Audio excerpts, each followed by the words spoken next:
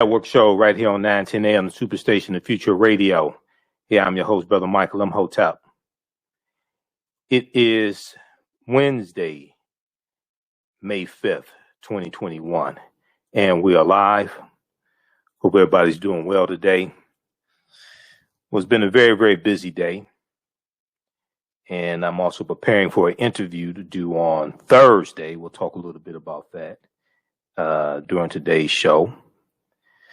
So if you have been following what's going on in the news, following the backlash around the 1619 Project and the backlash of trying to teach a more correct history in schools and a more correct history dealing with the history of slavery in this country, you've been paying attention to what's going on.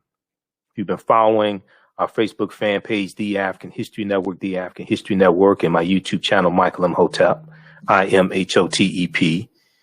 You know, I've been posting different articles about this, and we've been talking about some of this for the past few months. Then there's also the attack on what's called critical race theory. The attack on critical race theory.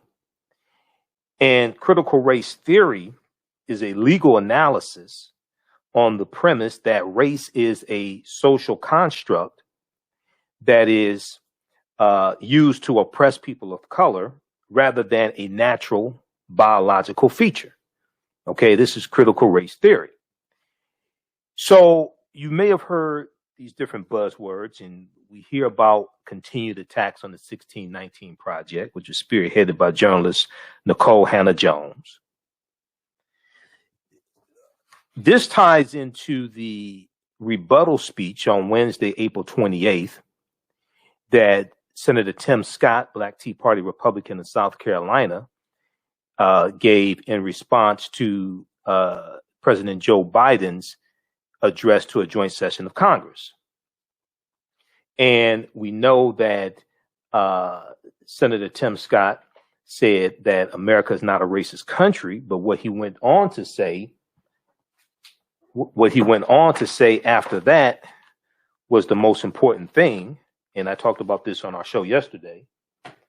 He went on to say that it's backwards to fight discrimination with different types of discrimination, and it's wrong to try to use our painful past to dishonestly shut down debates in the present.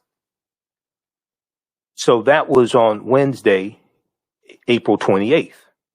We know Thursday, April 29th, we know that there were two lawsuits filed, one in Wisconsin and one in Texas, on behalf of white farmers who were claiming that they were being discriminated against by the U.S. Department of Agriculture because they're not able to take advantage of the $5 billion in resources going to African-American farmers. That's in the $1.9 African-American farmers and farmers of color in the $1.9 trillion American Rescue Plan. That was only voted for by Democrats and independents. No Republicans voted for it. Imagine that.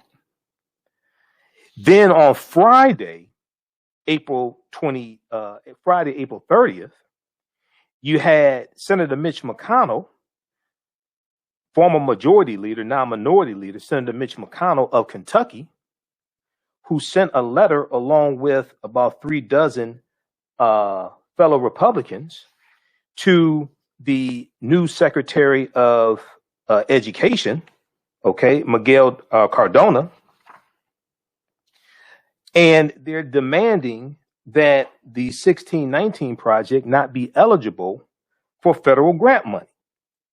The 1619 Project has become a hot button issue to conservatives across America, and politicians have fought efforts by school districts to make it part of history curriculums in public school districts.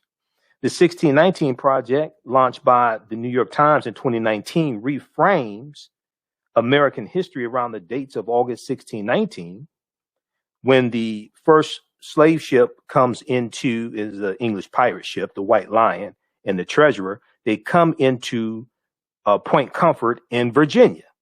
Now, we know African people were in this country for tens of thousands of years before that. The 1619 doesn't deal with that information. Dr. David Imhotep deals with that in The First Americans Were Africans, Documented Evidence. 1619 project does talk about 1526, when the Spanish are taking Africans into South Carolina in 1526. It does talk about that. Now, so the 1619 project was launched by Nikole Hannah Jones and the New York Times. It reframes American history around the dates of August 1619, and it has launched a fierce debate over the legacy that slavery has played in shaping America and American history, particularly as it relates to its treatment of African Americans. So you have this debate going on. You have what some people will call culture wars. And this ties into what Tim Scott said, because there's a whole backstory behind what Senator Tim Scott said. And keep in mind, as I said before, Senator Tim Scott was delivering the GOP rebuttal to Joe Biden's speech. That wasn't the Tim Scott rebuttal. That's the GOP rebuttal. Because that's how the GOP thinks. That's how the Republican Party thinks. Majority of them are saying systemic racism does not exist. The majority of them are saying systemic racism does not exist. And then when you try to put policies in place to address systemic racism, then they say things like it's backwards to fight discrimination with different types of discrimination. That's attacking the $5 billion in resources going to African American farmers. So you have Mitch McConnell, who, along with 3 dozen other Republicans, send a letter to the new Secretary of Education, Miguel Cardona, demanding that the 1619 project not be eligible for federal grant money. If we look at this article here from CNN.com, I also have one from New York Times. McConnell sends letter to Education Secretary demanding removal of the 1619 project from federal grant programs. If we look at this quickly here before the break, it says Republicans have misleadingly suggested there are widespread efforts to install the program, the 1619 project, in schools across the country. Former President Donald Trump made it a rallying cry during the 2020 election, while some states like California have used the 1619 project as part of their learning plan. The federal government has not directly instructed or promoted schools to use it, as it does not play a role in specific curriculum planning in local schools. Those decisions are largely made at the state level. Once again, the federal government has not directly instructed or promoted schools to use the 1619 project, as the federal government, the U.S. Department of Education, does not play a role in specific curriculum planning in local schools.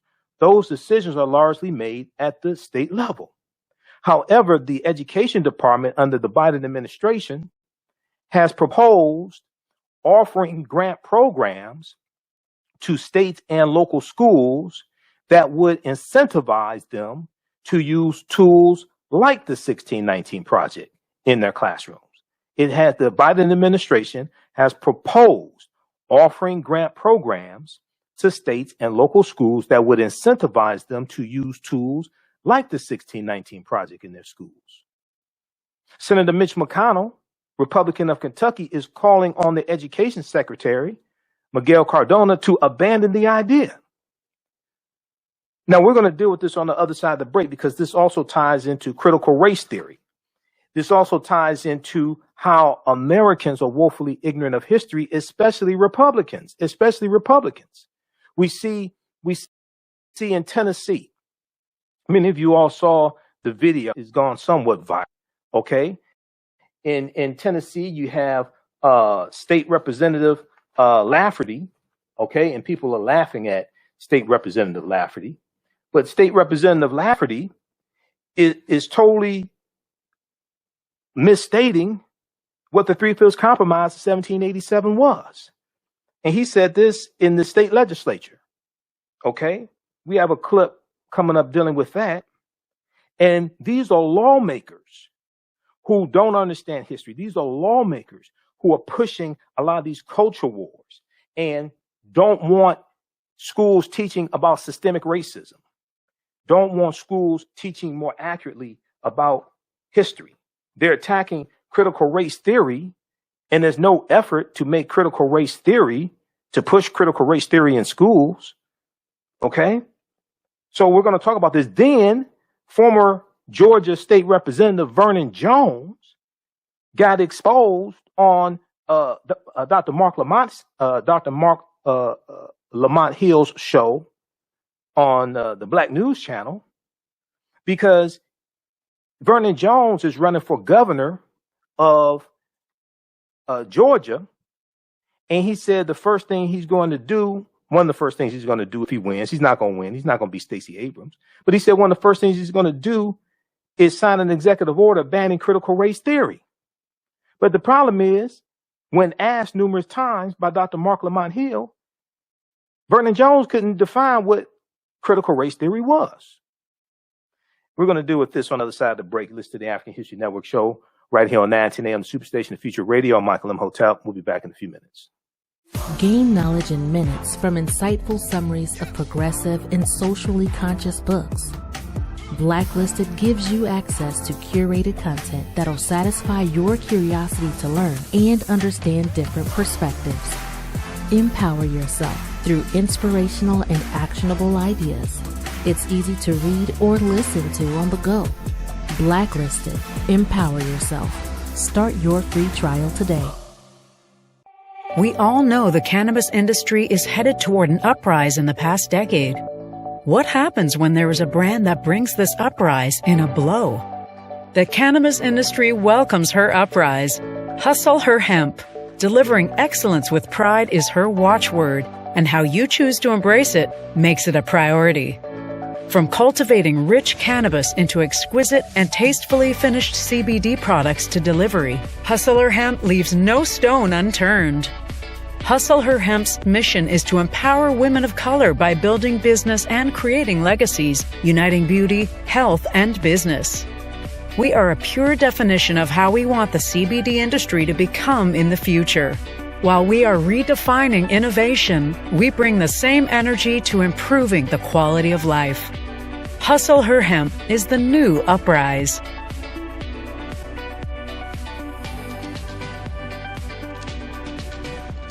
Hi, I'm Joel Wilson, President and CEO of JCW Computer Consulting, LLC, a technology implementation firm with over 20 years of satisfying customers. We offer a full spectrum of industry top-tier branded services. We are an authorized partner or reseller for Lenovo, Zoom, T-Mobile, Microsoft 365 and Surface tablets, Google Workspace, Acer, Asus, Samsung, PCmatic security software, and many more. Our online store features laptops, Chromebooks, computers, printers, accessories, and software. Businesses, take advantage of our free 1-hour Zoom tech consultation and know we offer top nationwide high-speed internet service providers, voice over IP, and cellular phone services. Home users, don't miss our current in-stock Chromebook inventory. Please visit us at jcwcc.com or call 215-879-6701. Welcome back to the African History Network show right here on 910 AM, Superstation of Future Radio. I'm your host, Brother Michael Imhotep. It is Wednesday, May 5th, 2021, and we are live. If you have a quick question or comment, the call-in number is 313-778-7600. 313-778-7600 is the call-in number. If you have a question or comment, 313-778-7600 is the call-in number if you have a question or comment. So right before the break, we were talking about all this that's going on, the attacks on the 1619 Project, culture wars, attacks on critical race theory. This ties into the rebuttal speech that Senator Tim Scott delivered on Wednesday, April 28th, to Joe Biden's speech to a joint session of Congress. This has to do with many Republicans saying systemic racism doesn't exist. They don't want to teach about the history of slavery in schools. You have some of them. There was one article. Then in the Tennessee state legislature, you have State Representative Lafferty, who is drastically misstating what the 3/5 compromise of 1787 is as well. State Representative Justin Lafferty. Okay, so we're going to talk about this on today's show. Now,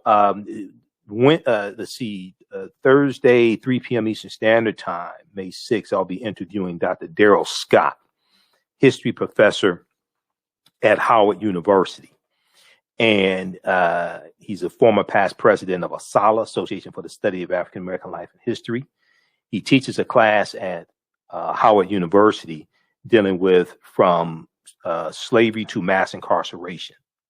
But he has been putting information out, and I talked to him we had dinner along with historian Jamon Jordan here in Detroit, I think it's about 2 years ago now.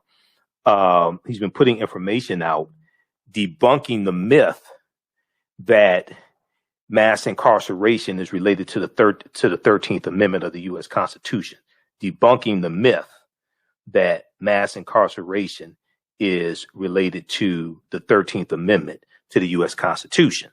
All right. And in doing my research, he's correct.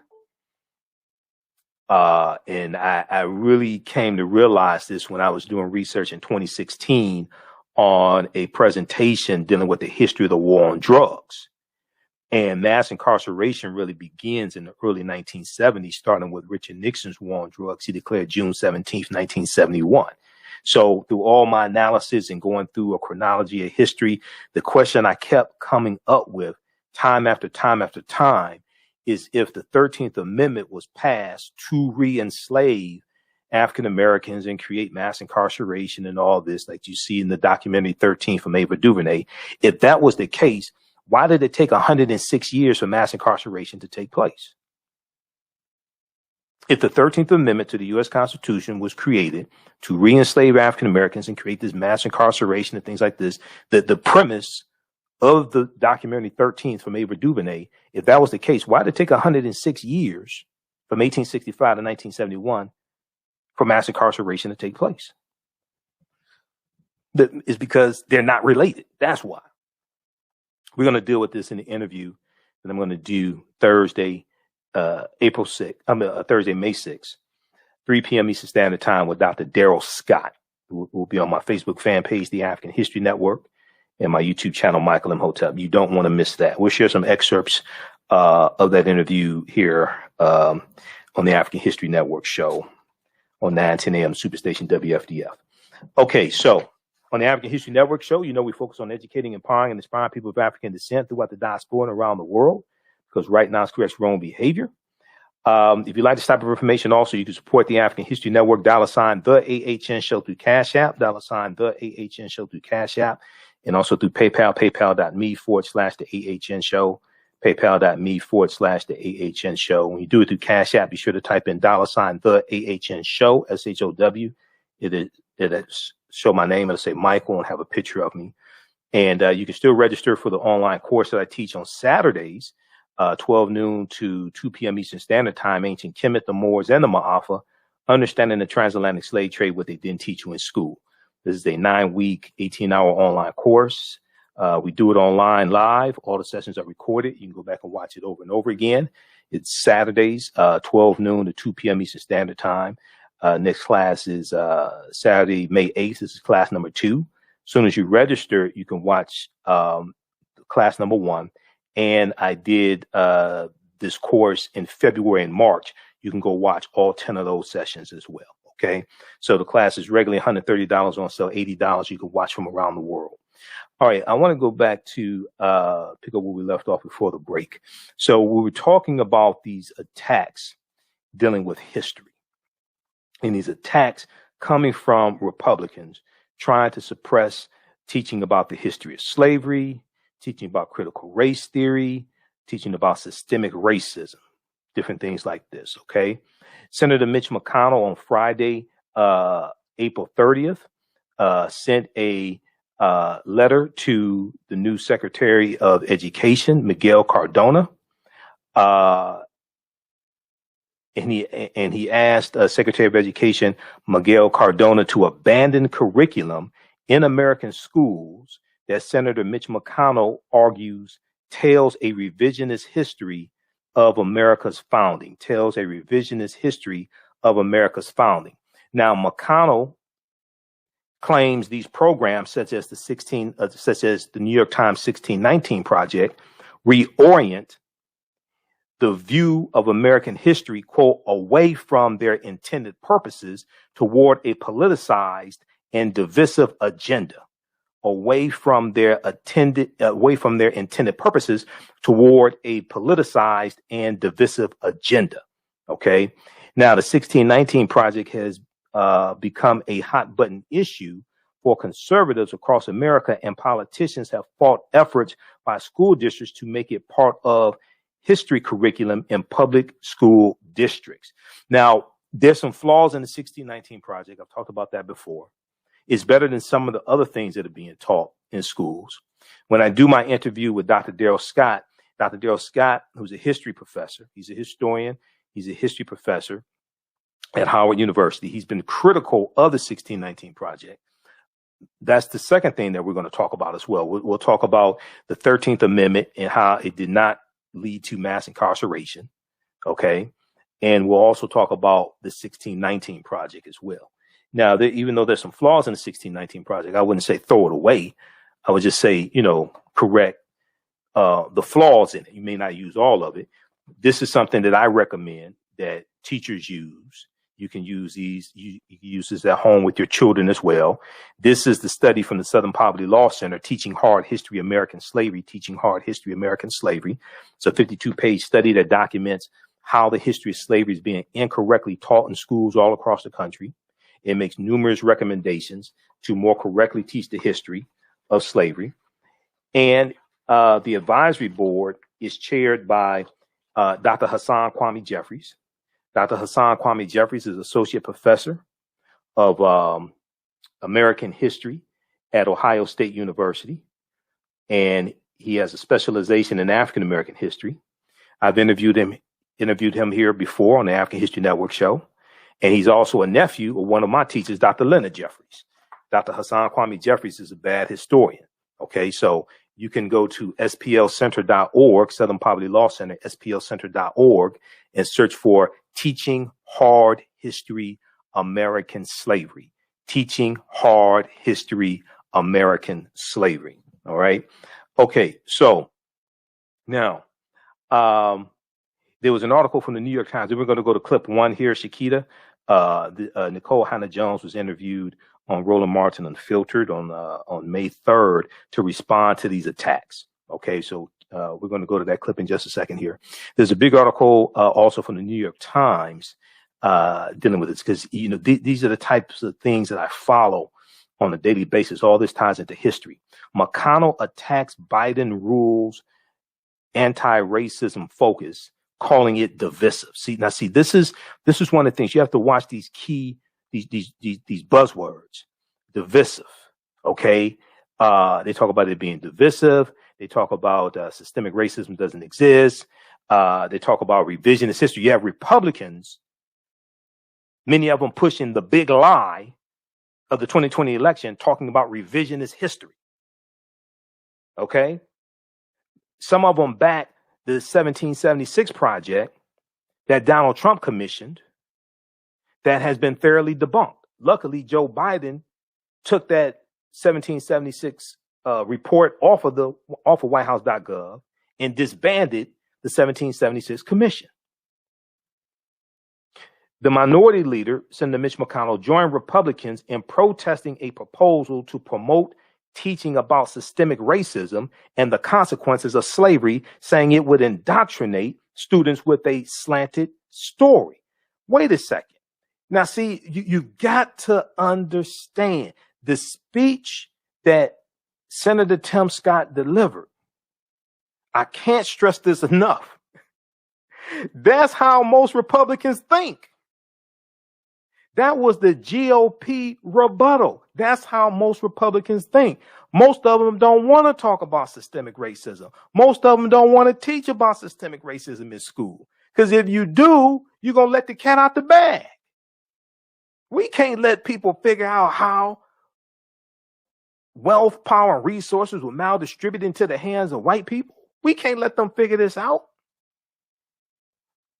The minority leader joined Republicans in protesting a proposal to promote teaching about systemic racism and the consequences of slavery. The consequences of slavery, saying it would indoctrinate. This is another key word that you're going to hear. Indoctrination. Okay? They're trying to indoctrinate our students. Okay, so we'll come back to this. We'll come back to this one here. But read this article from the New York Times. I want to go to clip 1 here. This is from Roland Martin and filtered from, this was May 3rd, 2021. Revisionist history. McConnell says 1619 project should be removed. Let's go to this clip, Shakita.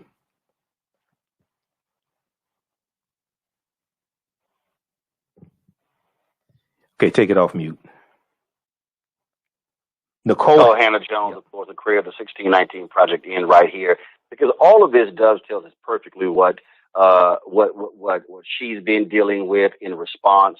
Of course, all these people being so upset. I mean, these white folks are really bothering themselves of the 1619 Project, because I keep telling y'all, white folks in this country are so fragile. They can't handle history, but they can only believe his story. Okay, they can't handle anything else. That's why you have now Senator Mitch McConnell trying to attack her and telling the Department of Education, don't you dare include the 1619 Project in any federal grant programs in this country.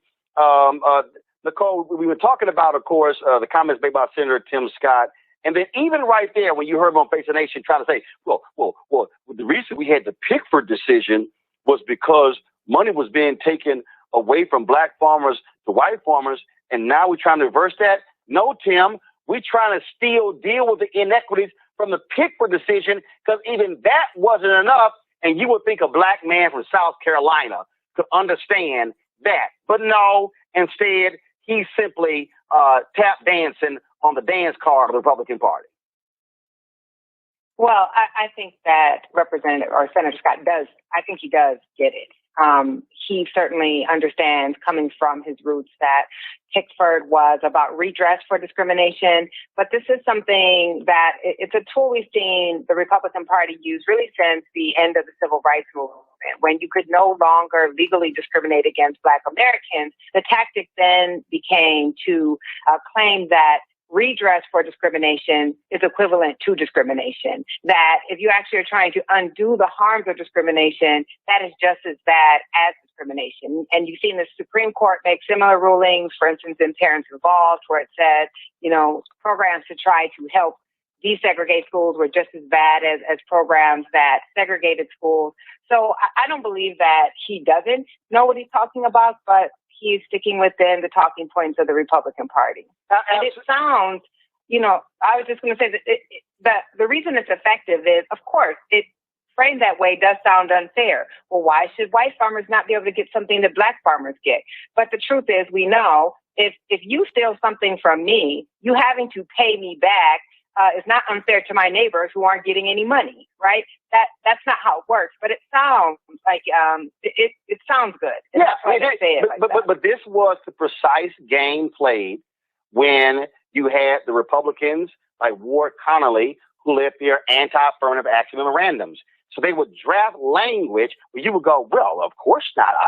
I wouldn't want somebody to be discriminated against because of their race. So therefore, I'm going to support this without realizing. In fact, I'm from Houston, and the late Mayor Bob Lanier, what he did was he made them change the language on the ballot to reflect what it would actually lead to. and they were mad as hell. That's why he got defeated in Houston, because he said, no.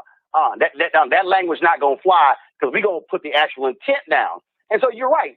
Senator Tim Scott knows exactly what he's doing.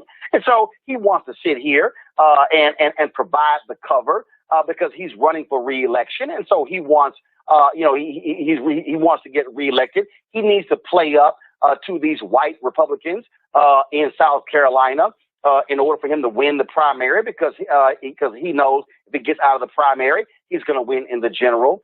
And so he needs to be called out.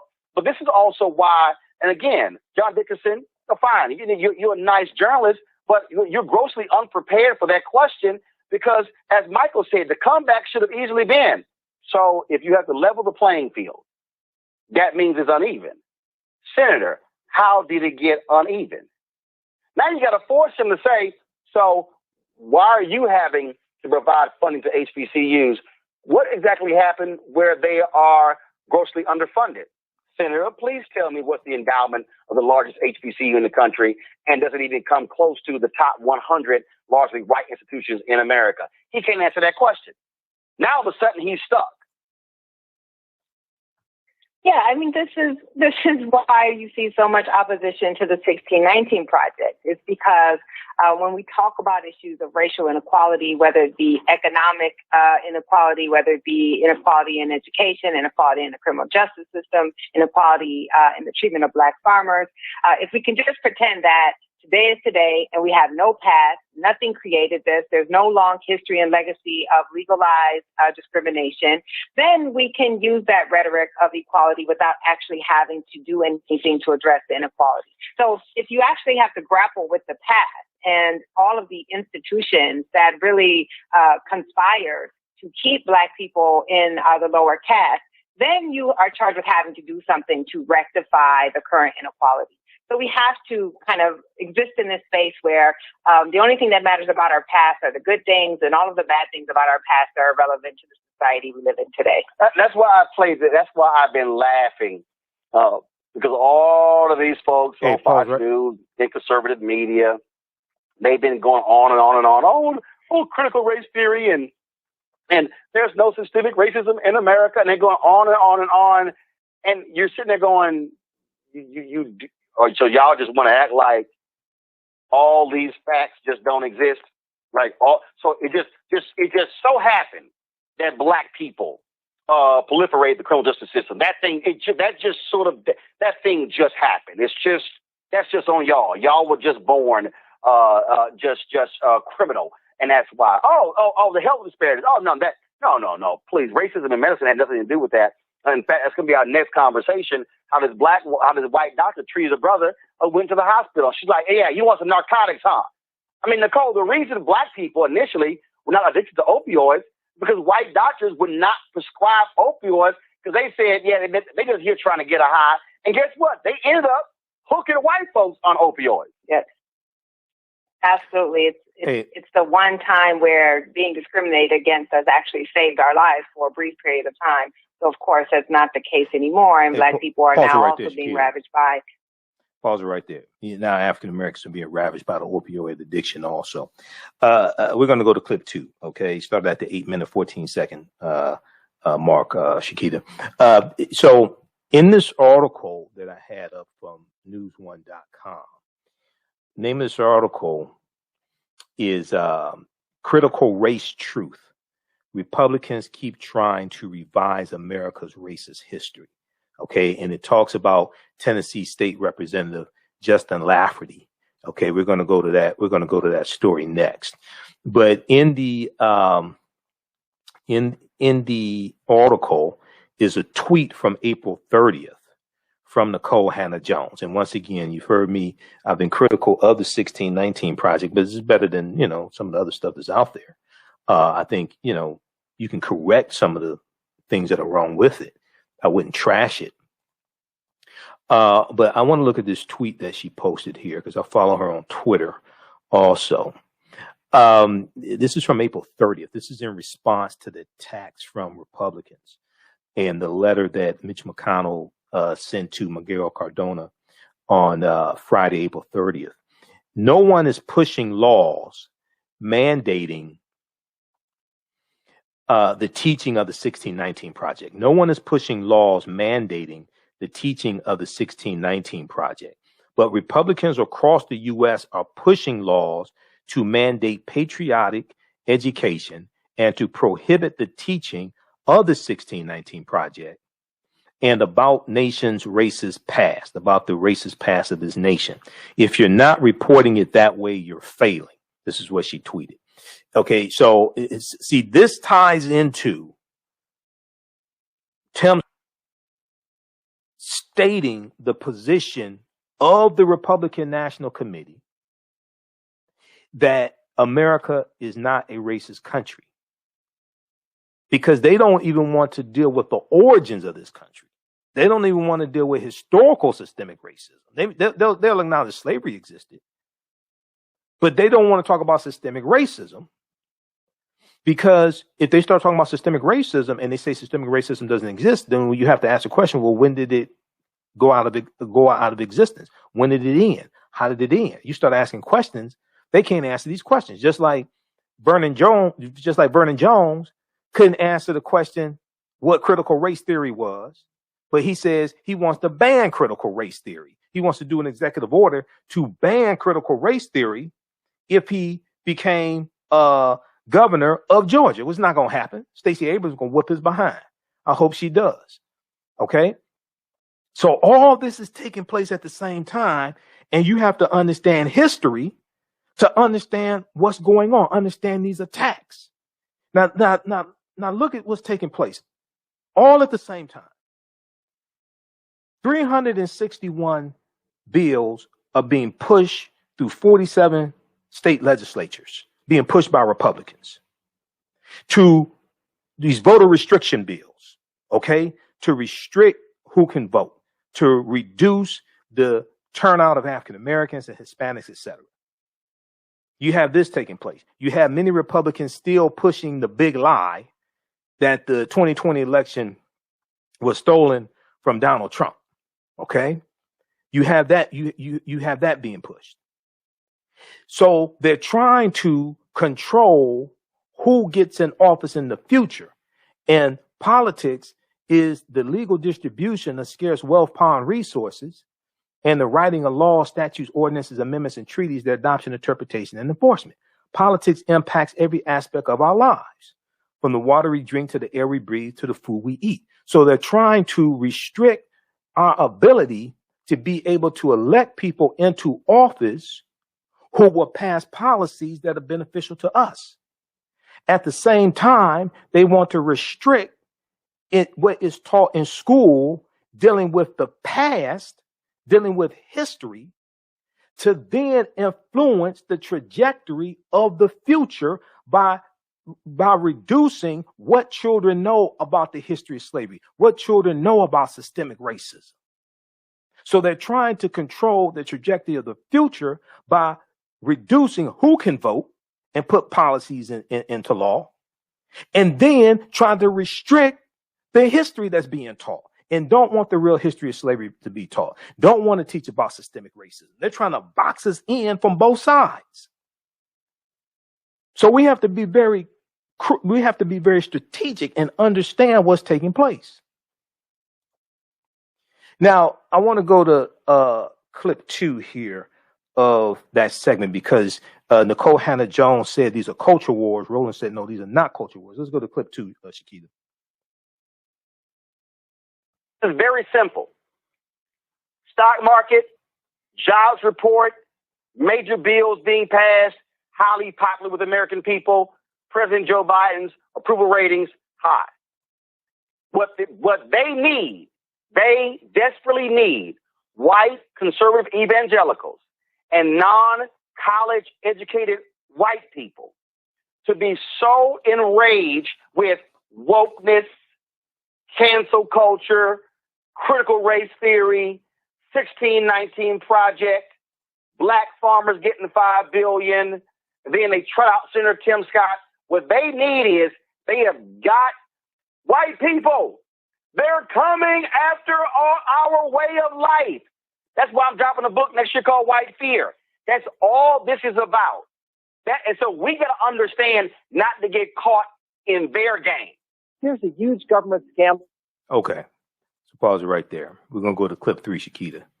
So all these things we've been talking about here on this show, African-American farmers, the $5 billion allocated to African-American farmers and farmers of color in the $1.9 trillion America Rescue Plan that no Republicans voted for. The fact that African-American farmers in 2020 from the Trump administration got 0.1% of $26 billion. They got $20.8 million out of $26 billion. That's not me. That's the that's the Secretary of the U.S. Department of Agriculture, Tom Vilsack, who said that March 25th, 2021, in an interview with the Washington Post. All this is taking place at the same time, and this is the result of elections. This is dealing with politics. And we have to understand racism as a system of advantage and privilege distributed based upon race. Racism has nothing to do with not liking people. Racism has nothing to do with calling people racial epithets. And this is what we were talking about on the Tammy Mack Late Show, Dr. Umar Johnson and myself. And this is something that something that Reverend Jesse Lee Peterson didn't understand. Reverend Jesse Lee Peterson is saying racism doesn't exist, white supremacy doesn't exist, and we're lying and all this stuff. No, he's just crazy. He's just crazy. Racism is a system of advantage and privilege distributed based upon race that comes out of the ideology of European white supremacy for the purpose of preserving genetic white survival. Very quickly here, we're going to go to clip number 3. We're going to go to Tennessee. Not Arrested Development, Tennessee. Okay, I know Speech from Arrested Development. I've interviewed him before. But not that Tennessee. Well, he was talking about Tennessee, but we're not talking about Arrested Development, okay? Tennessee state legislature, right? Justin Lafferty, he's on the state legislature floor. He has no understanding of the 3/5 Compromise of 1787. You look at this article here from the Washington Post. GOP state lawmakers, the 3/5 Compromise was actually good. 3/5 Compromise of 1787, which dealt with apportionment and taxation. So you're going to count 3/5 of the slave population of slaveholding states. And this gave an unfair advantage, a dominance to southern states in the House of Representatives, as well as the Electoral College, because they're both related. They both tie to population. In the course of arguing against teaching about systemic racism, see, there's that word again, these buzzwords: indoctrination, systemic racism, revisionist history, critical race theory. In the course of arguing against teaching about systemic racism in schools, some GOP lawmakers suggested the original constitutional sin was somehow anti-slavery. Let's go to clip 3, Shakita, from All In with Chris Hayes. They get to set the agenda because they've lost the White House and the Senate and the House. Their agenda is just to oppose everything President Biden wants. But in the states, they do get to write the laws. They've been focusing on restricting voting, in a lot of those, banning health care for transgender youth and trans participation in sports. And now, the latest project they're working on is banning critical race theory in schools. Critical race theory, the study of the structural roots of American racial hierarchy and its legacy. Several states have introduced bills to this effect. Last week, the Republican-dominated Oklahoma State House passed a bill that prohibits the teaching of critical race theory. Idaho's governor just signed a bill banning critical race theory in schools. Also last week, during debate about a bill that would ban schools from teaching, quote, divisive concepts about race and sex, one Louisiana Republican said, and I quote, "If you were having a discussion on whatever the case may be on slavery, then you can talk about everything dealing with slavery, the good, the bad, the ugly." Before he was reminded there was no good to slavery and walked it back. During a similar debate today, a Republican member of the Tennessee state legislature gave an unwitting lesson in the importance of accurately and rigorously teaching the real history of slavery and racial oppression in the United States. The 3/5 Compromise was a direct effort to ensure that southern states never got the population necessary to continue the practice of slavery everywhere else in the country. What does that mean? Appropriation based on population. That's how we pick. Everybody in here knows we've got 9, I hope I'm right, 9 state representatives representatives. By limiting the number of population in the count, they specifically limited the number of representatives that would be available in the slaveholding states, and they did it for the purpose of ending slavery well before Abraham Lincoln, well before a civil war. Do we talk about that? I don't hear that anywhere in this conversation across the country. I mean, look, it's a complicated history, the Three-Fifths Compromise. It's true that a bunch of folks on the other side of the compromise were trying to limit the representational power of the slave states. But it's also unquestionably like a moral stain on the Constitution that explicitly said slaves counted less than any other person.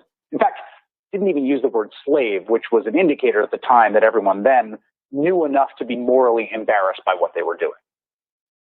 This fight against teaching America's racist past has now been integrated into the broader Republican cancel culture wokeness moral panic being stoked with Joe Biden in office. And since he's a less appealing target than other recent Democratic presidents for, who knows what reason, Mitch McConnell and his party decided the biggest threat to America is white people finding out America's institutions are racist. Last time we visited the Tennessee State House, it was to speak to State Representative London Lamar about the Republican push to keep a bust of one of the founders of the KKK in the state rotunda. She joined us from in front of that bust. She's back tonight after having debated Tennessee's proposed law banning critical race theory. State Representative London Lamar, welcome to you. My understanding, Representative, is that you were on the floor for this debate, and I'm just curious what it was like to be in that room, what that debate was like, your reaction to your colleagues' monologue on the Three-Fifths Compromise. It was a very intense conversation because it's uncomfortable for Republicans to talk about race. And in their attempt to not be held accountable for the historical implications of racism in this country is just unfathomable. I spoke on the floor today because the House sponsor said in his debates on this bill that an anonymous young white girl felt trauma because she felt like an oppressor based on the history of white America and what we've done regarding slavery. And while I don't want any child to feel any sort of trauma, I took this opportunity to bring to light the trauma that Black people feel living in America. Black children grow up knowing their whole American history, that the majority of the American history that we live today is of Black people being slaves. Or that more recently, our grandparents' whole lives were living through the Civil Rights Movement, where they had to drink from colored water fountains, where they couldn't vote. Pause it right there, Shakita. Pause it right there. All right, everybody watching on Facebook, the African History Network on Facebook, and my YouTube channel, Michael Imhotep, IMHOTEP. We're going to keep broadcasting there. We're out of time here on 910 a.m., the Superstation WFDF. If you'd like this type of information, you can support the African History Network, $, the AHN Show through Cash App, and paypal.me/the AHN Show through PayPal. Also visit our website, AfricanHistoryNetwork.com. You can support us there and register for my online course on Saturdays, 12 noon Eastern Standard Time. We'll be back tomorrow. Look out for my interview, 3 p.m. on Thursday with Dr. Daryl Scott. Remember, right now is correct wrong behavior. It's not over till we win. Wakanda forever. We'll talk to you tomorrow night. Peace. All right, stand by. All right, let's keep going. Let me cue up this clip here. All right, Don and who we have, Don Dada. How you doing, Don Dada? Also, Barry Young. Also, thanks for your donation, Barry. Thanks for the support. We really appreciate that. Just a second here. Let me cue this clip up. We're here Monday through Friday, 11 p.m. to 12 midnight Eastern Standard Time. On 9:10 a.m. the Superstation WFDF here in Detroit. I do radio here in Detroit. Radio talk show host, been on 9:10 a.m. WFDF for 5 years. And then we also broadcast at the same time on Facebook, on our social media platforms. And then we're here Sundays. I'm on 9:10 a.m. I do radio 6 days a week. I'm on Sundays, 9 p.m. to 11 p.m. Eastern Standard Time as well. And we broadcast on our social media platforms then as well. All right, so stand by. Let me cue this clip up here. This is from All In with Chris Hayes. This is All In with Chris Hayes from May 4th, 2021. And he's talking about what happened at the Tennessee State Legislature and State Representative Justin Lafferty totally misstating what the Three-Fifths Compromise of 1787 was, okay? and he's speaking with state representative from Tennessee, State Representative London Lamar, Democrat from Tennessee, who had some criticisms of Republicans in the state legislature. Okay, let's go back to this clip. Law banning critical race theory. State Representative London Lamar, welcome to you. My understanding, Representative, is that you were on the floor for this debate, and I'm just curious what it was like to be in that room, what that debate was like, your reaction to your colleagues' monologue on the 3/5 compromise. It was a very intense conversation because it's uncomfortable for Republicans to talk about race. And in their attempt to not be held accountable for the historical implications of racism in this country is just unfathomable. I spoke on the floor today because the House sponsor said in his debates on this bill that an anonymous young white girl felt trauma because she felt like an oppressor based on the history of white America and what we've done regarding slavery. And while I don't want any child to feel any sort of trauma, I took this opportunity to bring to light the trauma that Black people feel living in America. Black children grow up knowing their whole American history, that the majority of the American history that we live today is of Black people being slaves. Or that more recently, our grandparents' whole lives were living through the civil rights movement, where they had to drink from colored water fountains, where they couldn't vote, where they were being lynched, where they were being killed, where they were being denied housing, food, and other basic necessities. And most importantly, our whole criminal justice system in America was built on the oppression and the systematic criminalization of Black people. So no, we can't just scapegoat or whitewash history so those white Americans now don't have to feel the repercussions of 400 plus years of enslavement and what that's done to a disadvantaged population such as mine. What we have to do is have these conversations in educational settings to bring context to our students so that we can remember what happened in American history so we won't repeat the horrible things that happened in American history. And my colleagues' comments today brings light to the fact that we need to continue to teach about the history of America regarding racism, because he was actually incorrect.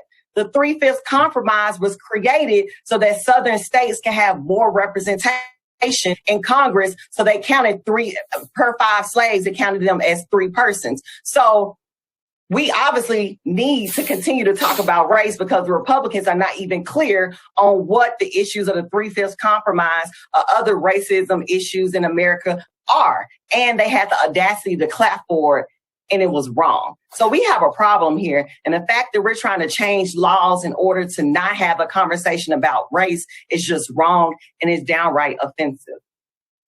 One thing that I'm having a hard time with this, I was going through a little bit of the bill language today. So, I've seen examples of different, some text in critical race theory that has characterizations that I think are poorly worded or maybe oversimplified, like anything, right? But I don't even get the category. Like, if you're going to say we're not going to do this thing, what is the category of the thing? Critical race theory is an extremely amorphous term that's been used in all kinds of ways. Like, do you have an understanding of what it would actually mean for what curricula, what lessons can or can't be taught in your state schools? As they say, they don't even know what critical race theory is. They don't even have a clear understanding of what that actually looks like. Right now, these standards are put in place based on members that the governor appoints. So we already have a partisan governor, which can put in members who are already partisan to decide the standards that are taught in our children's education. Now, he referenced standards such as teaching about Rosa Parks, Martin Luther King, and Diane Nash. And there are important stories to tell, but they are not putting in place standards that allow us to talk about the full context of why these particular issues are going on. They want these conversations to be limited, very surface level, and will not allow teachers to go to in-depth conversations. And I brought this issue up is that the fact that teachers who actually lived through the civil rights movement will be limited to talk about their lived experiences. people like my grandmother, who I stay with now and look at every day, had to drink from a colored water fountain. She was discriminated against, such as many Americans who are still living to this day. And so to limit educators and people's ability in our education system to have conversations about race when we are still living in a society that I would say it still has systemic racial implications going on in laws is problematic. So using the word critical race theory and all of these other acronyms, if they don't even understand themselves, is to me a opportunity for them not to be held accountable to the history of what White America has done to Black people. And no, we're not trying to make you be oppressor. We're not trying to call you oppressor, as the sponsor said, and we're not trying to act as victims. What we truly want is to look at what has happened in history, right, make it better so that we can move forward. All right. That's State Representative London Lamar, Democrat from Tennessee. We need more sisters like that, brothers and sisters. And there are a lot of them like that, but we just need more. Okay. That sister is correct. Okay. That sister is correct. Now, quick clarification on the 3/5 compromise of 1787. See, we need to see the state legislature. I cannot stress this enough. And when I did my Facebook post on this article, I said that. I said this. I cannot stress enough how important the state legislatures are, because because power over education is largely at the state level, not the federal level. Okay, this is what a lot of people don't understand. And there was an article from let me see. So I posted this one today. There was an article from debut. I think I posted an article on Tuesday about the same topic, but it was a different article. And I talked about the impact that the state legislature has and the control that the state legislature has over education and educational standards and the curriculum, et cetera. Okay. All right. So check out this other article here. Now, I reference it a lot. Yeah, there was an article from rawstory.com. Tennessee Republican defends counting slaves as 3/5 of a person in floor speech. And I said, I cannot stress enough how dangerous it is to have idiots like this in elected office who are ignorant of history. Okay, this is what I said when I posted this article. I cannot stress enough how dangerous it is to have idiots like this in elected office. And let me see, can we pull up this?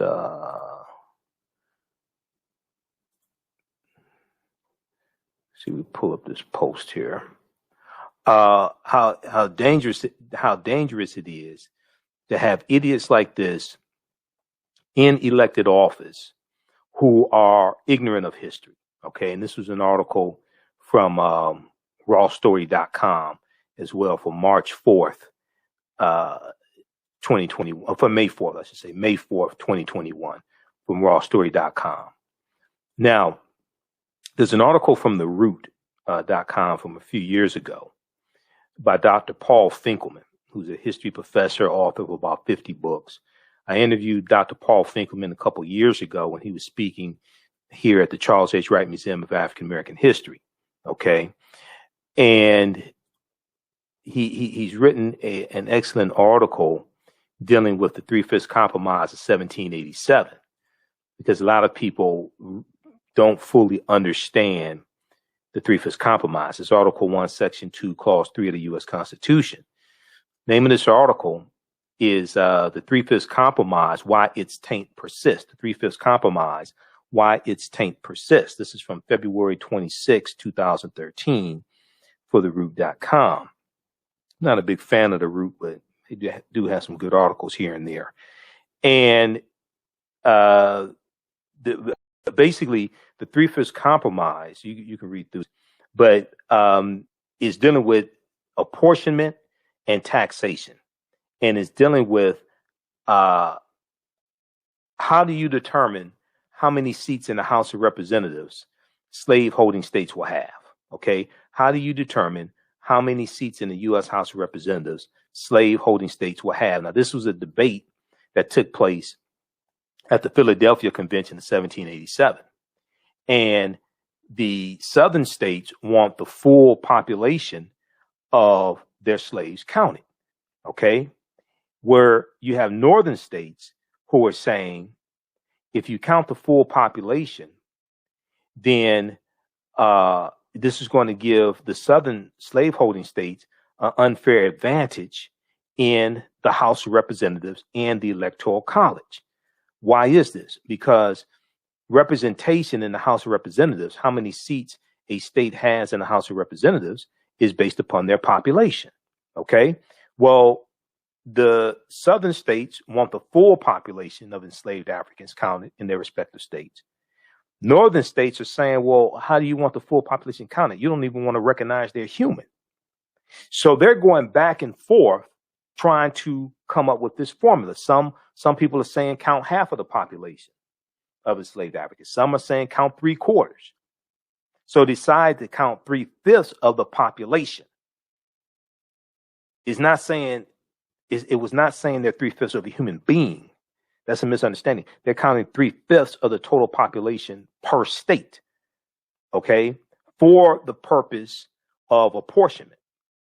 So, for instance, hypothetically, and I think he has that here in the article, but if you read the U.S. Constitution, and you can go to loc.gov, Library of Congress website, or archives.gov, and you can read the U.S. Constitution there. Okay, so he lays it out. Thus, this was a provision that was not directly about race, but about status and the allocation of political power. Free blacks were counted in exactly the same way as whites. Now, this is what a lot of people don't understand. The free African American population in various states, including various southern states, their full population was counted. 3/5 of the free African American population was not counted. Their full population was counted. The clause did not say that a slave was 3/5 of a person. The clause said nothing about free blacks who were treated by the clause exactly as free whites. Okay. Rather, the clause provided a mathematical formula that allowed for allocation of representatives in Congress that factored in the slave population. No slaves could vote in the country, although free blacks could vote in a number of states. Now, up until we talked about this last week, up until about 1750, I think Georgia was the last state, but going into the early 1700s, in various colonies, this is even before the American Revolutionary War, in various colonies, free African Americans could vote. Okay, that's going to be the last state or colony that allowed free African Americans to vote was, let's see, Virginia. I think it was Georgia around 1750 or something like that. If you read chapter 2 Before the Mayflower by Lerone Bennett Jr., he lays this out in chapter 2. Let me see here.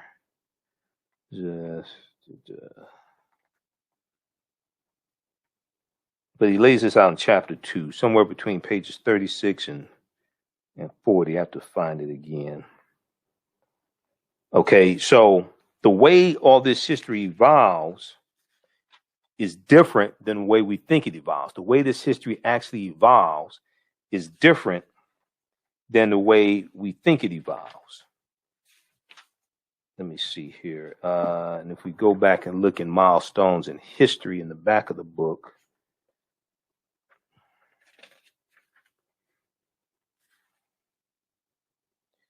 let's see, Stonewall Rebellion, 1739.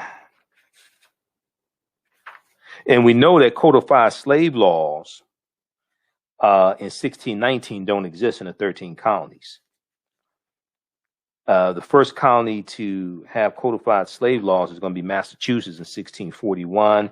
They come to Virginia about 1660, 1661. So slavery is evolving. And then we know that The chattel slavery, that's going to evolve in the 1660s in the different colonies, starting with Maryland and Virginia, and it's going to spread to the other colonies. So the way this history evolves is not the way we think it happened.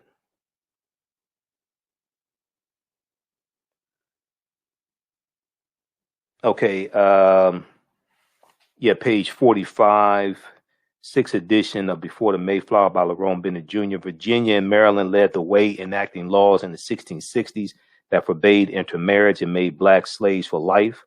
Under the new dispensation, which was adopted with minor modifications by other colonies, children born of African women were ruled bond or free, according to the status of the mother. These are some of the things that we deal with in the online course that I teach. We deal with thousands of years of history also. Let's see here.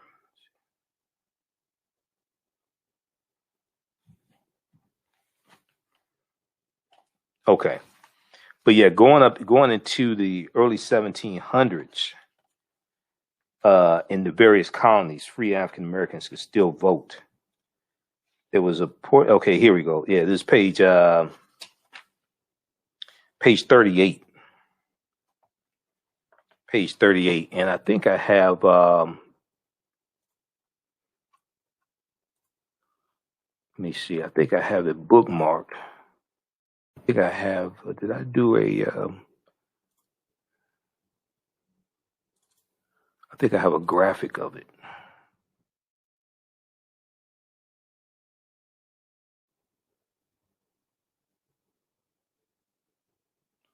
Let me see. I have a graphic of Before the Mayflower.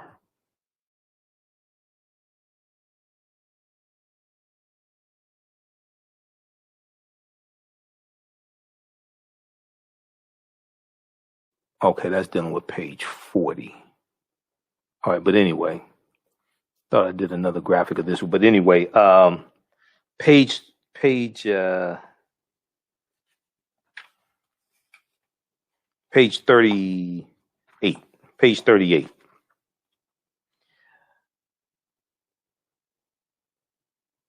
He talks about additional evidence of the relatively high status of the first American blacks is to be found in colonial documents, which indicate that they voted and participated in public life.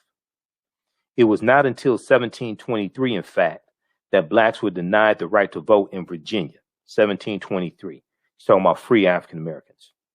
According to Albert E. McKinley, blacks voted in South Carolina until 1701, in North Carolina until 1715, and in Georgia until 1754. I was close. I was thinking 1750 in Georgia. Not only did pioneer blacks vote, but they also held public office. There were some public offices that they held, some small public offices that they held as well. Okay. So like I've said before, the way this whole history evolves is the way it actually evolved is different than how we think it happened. Okay. The way this history actually evolved is different than how we think it happened. That's why the real history has to be taught. Okay, and Before the Mayflower is a good source. You read chapter 2, it'll blow your mind. This is one of the books I use in the online course. You don't have to buy any of the books to follow along in class. We have book references and things like this, and I show you a lot of the information. It's a visual class. I do a PowerPoint presentation, etc. But some books you may have on your shelf. If you have Before the Mayflower by Lerone Bennett Jr. on your shelf, pull that book out and read chapter 2. Chapter 2 will blow your mind.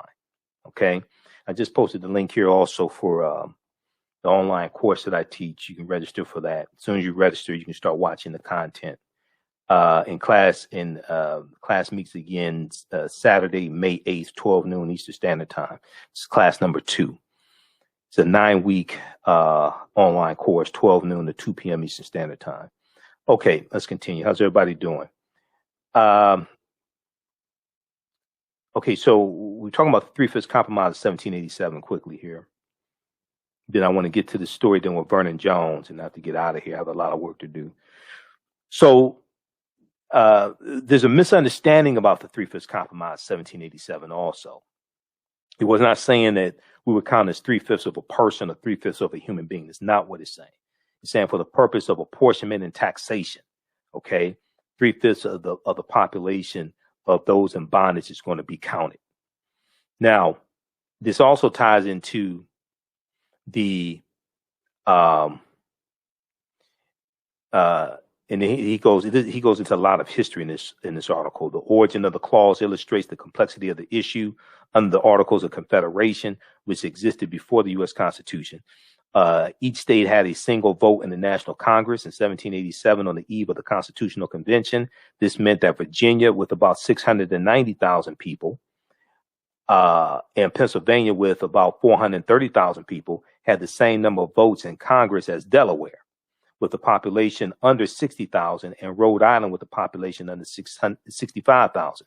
One of the goals of James Madison and other framers of the U.S. Constitution was to replace this utterly undemocratic system of representation with representation in a new Congress based on population.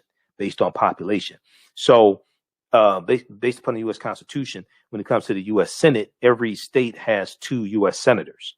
Okay, originally, U.S. senators were not voted on by the public. Originally, U.S. senators were appointed by the state legislature. They were appointed to a 10-year term originally. For about the first 124 years, people did not vote for U.S. senators. It's not until about 1914 that people started voting for U.S. senators. Prior to that, U.S. senators were appointed by the state legislature.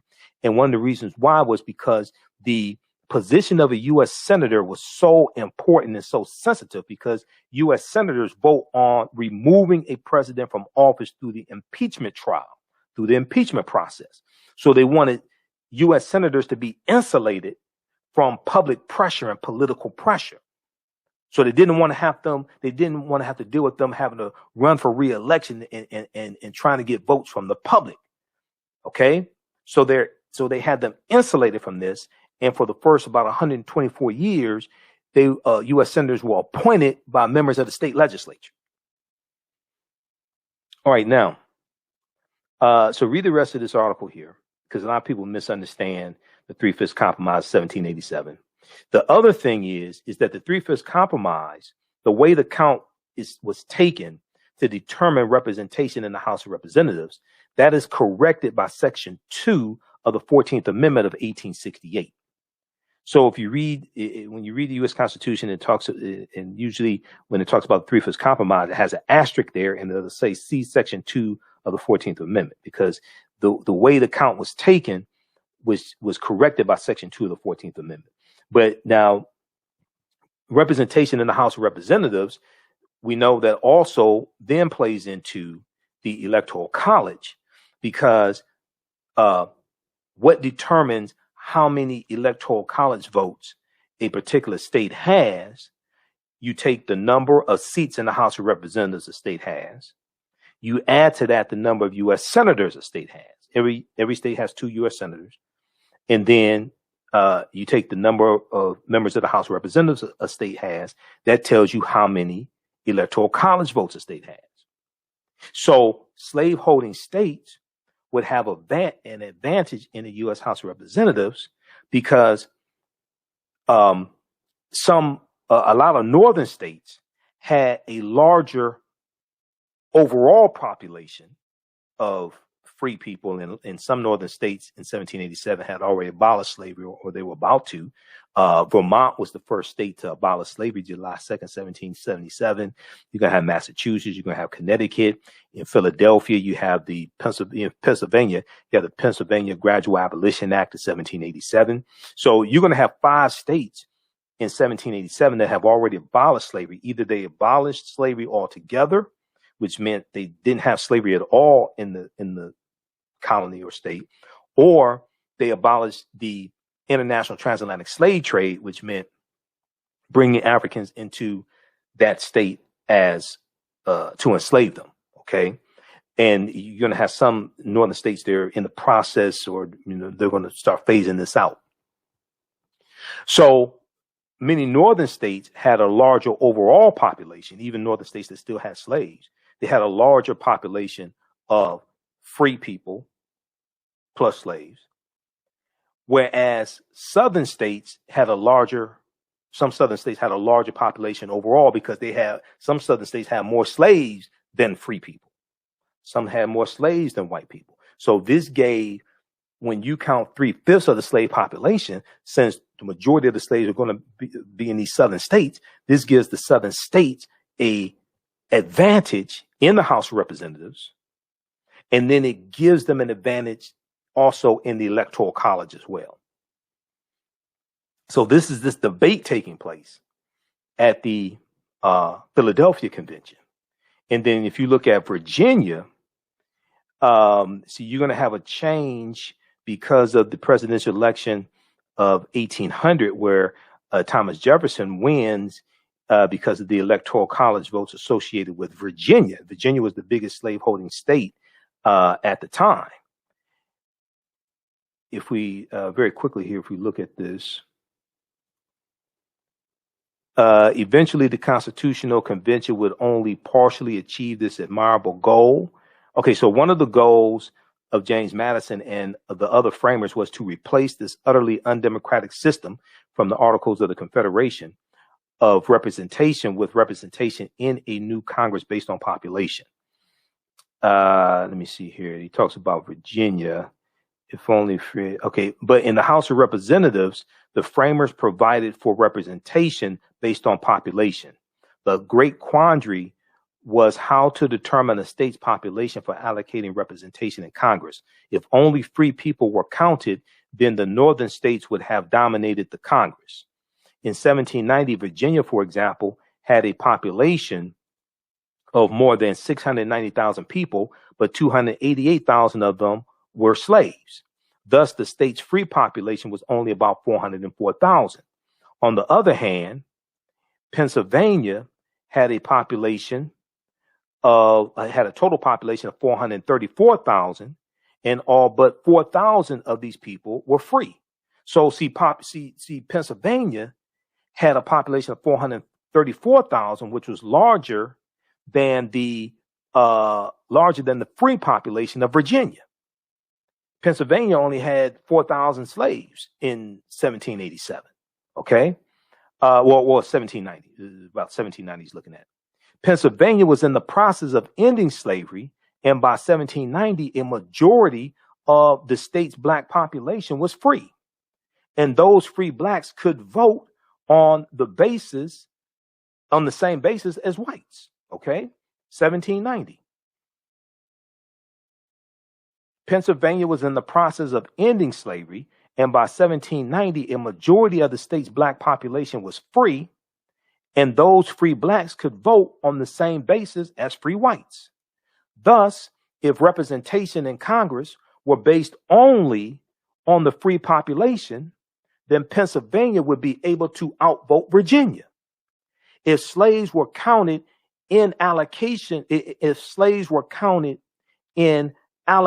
representation, then Virginia would be the most powerful state in the nation with the largest congressional delegation, because you're counting the free population of Virginia, which was 404,000, and you're counting 3/5 of their 288,000 slaves, okay, for representation in the House of Representatives. So this is the argument that's taking place at the Philadelphia Convention. This is one of the arguments, not the only argument. This is one of the arguments that's taking place at the Philadelphia Convention in 1787. Okay, so read this extensive article here from theroot.com by Dr. Paul Finkelman. And I've interviewed Dr. Paul Finkelman before also. If you Google my name and his name, it'll come up with the interview that we did. And I asked him to go through and explain the Three-Fifths Compromise, because a lot of people misunderstand the Three-Fifths Compromise of 1787. Okay, so check that out. All right, now, it's a deep history. Okay, all right. So let's see. Okay, so we dealt with Tennessee, and read the article from the Washington Post and also Raw's story dealing with a GOP state lawmaker in a Three-Fifths Compromise of 1787. GOP state lawmakers, the 3/5 compromise was actually good. Okay, read that article. It's from Washington Post, and you can just Google State Representative Lafferty, State Representative Justin Lafferty. You can just Google him, and it'll come up with the information on that.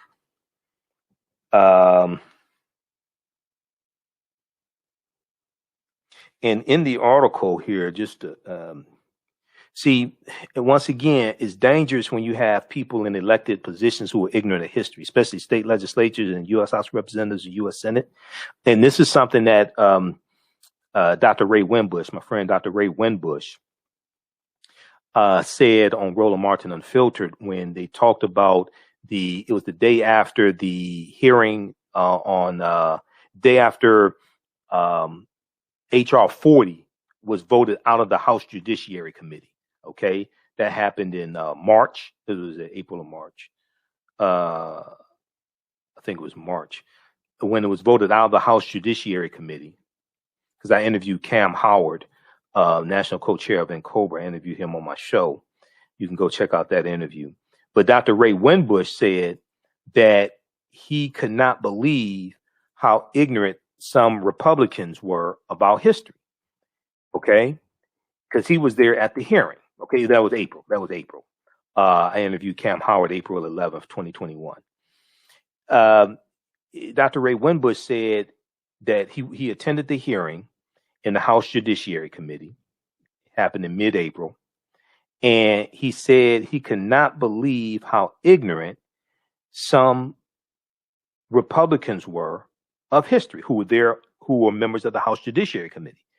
I said, I can believe how ignorant they are of history because I listen to them every day. Jim Jordan of Ohio, I listen to them every day. This is what I'm saying. It's dangerous when you have people like this in elected office who are voting on bills that impact every aspect of our lives and they're ignorant of history. That's dangerous. Okay, how you doing, Kabaka? Okay, brother, we'll see you in class. Everybody be sure to register for my online class that I teach on Saturdays, 12 noon to 2 p.m. Eastern Standard Time. So we just had a new session that just started up. So class number 2 is Saturday, May 8th, 2021. And I've had people ask me, okay, so some people say, well, I'm at work that time. We do the class live. All the classes are recorded. All the classes are recorded and they're archived. So you can go back and watch it when you get off work or what have you. And even after the course ends, you'll still have access to the content. All right. So we'll post a link here again. And it's a 9-week online course that I teach. You can watch from around the world. You can see me. I can't see you. So you don't have to worry about doing your hair, putting on makeup, anything like that. You can be in your pajamas. And you can ask questions during the class. We have a live text chat. Okay. You can see me. I can't see you. We also have the information at our website, AfricanHistoryNetwork.com. Okay. So in this article here, this is something I want to hone in on. GOP state lawmakers, the 3/5 compromise was actually good. This is from May 4th, 2021. Okay. Washington Post, written by Aaron Blake. Republican lawmakers across the country are moving to restrict teaching about systemic racism in our education system, targeting critical race theory. Most of them can't tell you what critical race theory is. But in the course of doing so, some are attempting to rewrite a very pertinent part of history. Okay. So they're talking about revisionist history while they're trying to rewrite history. They're not trying to correct history. They're promoting revisionist history while criticizing revisionist history. Okay. This article here, I didn't have it up on the screen share. GOP state lawmakers, the 3/5 compromise was actually good. It's from May 4th, 2021, written by Aaron Blake for the Washington Post. Twice in recent weeks, Republican state lawmakers have defended the infamous 3/5 compromise, the constitutional agreement by which enslaved people would count as, he misrepresented, well, the counting not 3/5 of a person for representation purposes, but they're counting 3/5 of the population of the enslaved population, 3/5 of the population of enslaved Africans, by arguing that it was actually good somehow, by arguing that it was actually somehow anti-slavery. Okay, you've had Republican state lawmakers arguing that the 3/5 compromise was good by arguing that it was actually somehow anti-slavery. It wasn't anti-slavery. It gave the South an advantage and an incentive to maintain slavery. Now, it did not give them as much power as they wanted in the House of Representatives and Electoral College, because Southern states wanted the full population of enslaved Africans counted. Okay, so it reduced their dominance, but it still gave them a dominance in the House of Representatives and the U.S. Senate. The 3/5 compromise was a direct effort to ensure that Southern states never got the population necessary to continue the practice of slavery everywhere else in the country, Tennessee State Representative Justin Lafferty claimed Tuesday. Lafferty added by limiting the number of population in the count, they specifically limit the number of representatives that would be available in the slave-holding states, and they did it for the purpose of ending slavery. Well before Abraham Lincoln, you heard him. It arrested the overwhelming dominance that slave-holding states would have in the House of Representatives and Electoral College, but they still had an overwhelming dominance in the House of Representatives and Electoral College. It just didn't give them as much as they wanted. But it wasn't done for the purpose of ending slavery.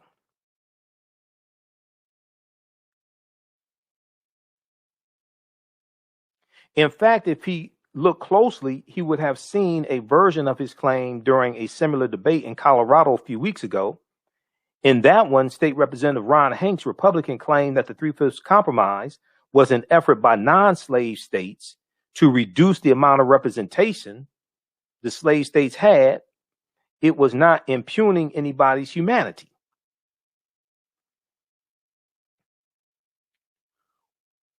So read the rest of this article here. Okay, this is from Washington Post. Now, lastly, we'll post this link here. Lastly, I want to look at what happened on the Black News Channel, Marc Lamont Hill's show. Marc Lamont Hill interviewed Vernon Jones. Okay, now Vernon Jones is former state representative in Georgia. Okay, he was a Democrat. He's a Trump loving black man. He switched to the Republican Party. Now he's running for governor of Georgia. Now he's going to get his behind spanked by Stacey Abrams. Okay. Now, Vernon Jones said if he becomes governor of Georgia, he said that he's going to do an executive order to ban critical race theory. But there was a little problem here that old Vernon had. When asked, please explain to me what critical race theory is, Vernon starts talking about Christopher Columbus. Vernon Jordan couldn't explain what critical race theory was. But you want to ban it. See, Vernon is catering to white conservatives. Okay? He can't explain what critical race theory is. All right, now, critical race theory is a legal analysis on the premise that race is a social construct that is used to oppress people of color rather than a natural biological feature. Now, there's no widespread effort to teach critical race theory in schools either. It's just white people are scared of critical race theory. Critical race theory is a legal analysis on the premise that race is a social construct that is used to oppress people of color rather than a natural biological feature. All right. So I want to go to what happened here, because see, with a lot of these conservatives, when you start asking them to define what it is that you're talking about, they can't tell you what it is they're talking about. They're just playing on people's fears. Okay, let's go to this clip. Republican-controlled states are pushing back against the use of critical race theory in public schools. As a response to the murder of George Floyd and the nationwide protests it sparked, many schools across the nation have adopted diversity and inclusion trainings, as well as incorporated anti-racism pedagogy as part of the curriculum. But there has been a recent backlash in red states calling to ban critical race theory in schools. The theory is deemed as un-American, vilified as the left's hidden agenda to corrupt the nation and to instill feelings of guilt in white students. 3 days ago, Idaho governor signed a bill into law banning the theory in schools. Similar bills have recently passed the Texas and Oklahoma legislatures and are currently sitting on their governor's desks. And Tennessee is expected to pass a similar ban later this week. Kurt Cox, who is running for the governor of Virginia, tweeted on April 26th, "It's time to put a stop to the left-wing takeover of public education in Virginia." He then laid out his 7-point plan, which includes prohibit the teaching of critical race theory, eliminate its use as part of teacher evaluations, and restore race-blind, merit-based admission to Virginia's governor schools. And finally, yesterday, the gubernatorial candidate for Georgia, Vernon Jones, tweeted, and I quote, "On day one, through executive order, I will immediately instruct the Georgia Department of Education to prohibit the teaching of critical race theory within our public schools. It's time for our schools to stop teaching our kids to hate America." The man behind that tweet, Vernon Jones, he is here with me right now on Black News Tonight to have a wonderful conversation. Brother Jones, so good to see you. I want to start off, and we have plenty of time, so I want to make sure we flesh all this out. I have just a couple of questions, just clarifying questions, so I understand where you stand. You want to completely ban critical race theory in Georgia public schools. Is that accurate? That is accurate because of the contents of it. I think that it clearly needs to be reevaluated. What it is doing is just creating an environment that is hostile towards one race or another. And I don't think we should be in that posture. I think there's a way that we can strike a balance where no child is feeling like, hey, because of my race, I'm paying for something I had nothing to do with. So that's all. I just think it needs to be redone, revamped, and amended. Okay. What is critical race theory? Well, actually, I think it's different depending on who's teaching it and how they're teaching it. I think you can agree with that. We were taught that Christopher Columbus discovered America. Well, you and I both know that Christopher Columbus got lost. People are already living here. But there are those who are using their own ideology and their own party affiliation to go to the extreme. And that's all I'm trying to address here. But what does that have to do with critical race theory? Let me pause for a second. I'm trying to understand, though. You oppose critical race theory, which I understand. I'm just asking, what is it? What is the thing you define it? Like, for example, if I said I'm against creationism, I would say creationism is X, Y, and Z, right? If I said I was against the teaching of sex education, I said, well, sex education is X, Y, and Z, and I'd have a basis for it. What is critical race theory? Well, first of all, again, I can tell you, but it's left up to you to understand. I can't make you understand. Fact of it is, the critical race theory, even on its basis, should not be taught in our schools, period. Now, if you can't understand, but what is it? If you want to debate, well, to me, what it does, to me, my interpretation, as well as many others. No, not what it does. What is it? How do you define it? I mean, I just asked you to define critical race theory because my audience may not know. Well, say it obviously again. You don't know, and you haven't. I said obviously you don't know, and you haven't told your audience. But again, how I see it, and how I don't know. Received. Well, then what is it then? No, what is it then? Okay, well, I'm happy to answer that for you, but you're saying just answer. I'll tell you what. I will. Okay, so let me pause it right here. See, Vernon Jones got back into a corner, and see, Vernon is running for governor of Georgia, trying to appeal to white conservatives. Vernon Jones said he would do an executive order if he becomes governor to ban critical race theory. But he can't explain what critical race theory is. He's appealing to white people. He does not know what critical race theory is. And he got exposed. Okay? And now he's trying to back out of it. Now he's trying to tell Marc Lamont Hill to explain what critical race theory is. Well, no, you said you're going to ban something that you can't define. Read this article here from BNC.TV, Black News Channel, BNC.TV. Rep. Vernon Jones wants to ban critical race theory, can't define what it is. Critical race theory is a legal analysis on the premise that race is a social construct that is used to oppress people of color rather than a natural biological feature. There's no widespread effort to teach critical race theory in school. Okay, there's no widespread effort to do that. They're just using, Republicans, conservatives are using this as a lightning rod to scare white people, to galvanize support around being against critical race theory, being against the 1619 Project. So they're using these different buzzwords as a lightning rod because they don't really have a real platform to push. They don't have a real platform to push of policies that are beneficial to people. So they're using these different cultural issues to push. I'm going to go back to this clip here. You don't know. And you haven't, I said, obviously you don't know and you haven't told your audience. But again, how I see it and how I don't know. Received. Well, then what is it then? No, what is it then? Okay, well, I'm happy to answer that for you. But you're saying just answer. I'll tell you what. Just I will. Let's absolutely. Not get into debate. Okay, I'm waiting for you to answer. Go ahead and answer. I will. Just hold on one second. Just answer. You're saying that on day one. Answer the question first. You answer the first question. I promise I'll answer your question. Well, I want you to answer before you move on. That's fine. What is it?